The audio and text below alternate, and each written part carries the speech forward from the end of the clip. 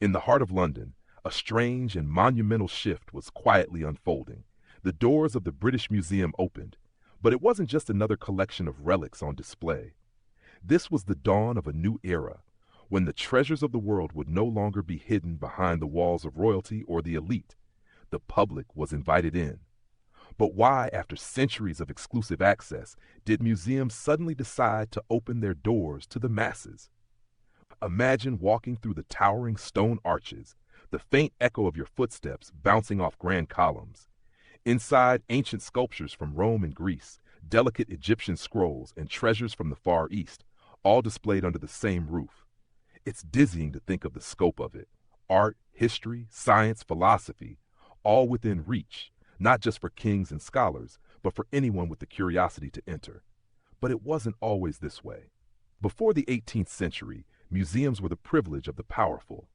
The wealthy aristocracy collected artifacts, treating them as symbols of their own status. They were hidden away in private collections, often displayed in grand halls or locked rooms. For the common person, these artifacts were as distant as the stars. Then came a change, a whisper of something revolutionary. The British Museum's opening in 1759 was a bold challenge to tradition. The museum wasn't just a building for the privileged. It was a space for everyone to engage with the world's knowledge. The shift wasn't just physical, it was philosophical. Public access meant that knowledge could be shared, studied, and questioned by the people who had long been excluded. It was the first step toward democratizing culture. But what did this new openness really mean? The question wasn't just about access, it was about power. Who controlled what knowledge was displayed?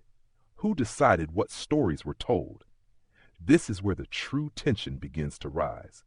Museums were no longer just places of preservation. They were battlegrounds for influence.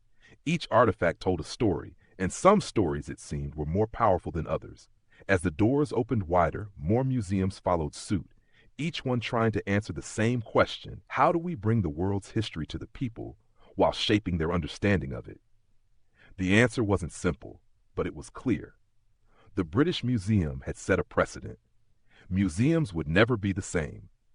If this story resonated with you, don't forget to like, share, and subscribe for more stories like this.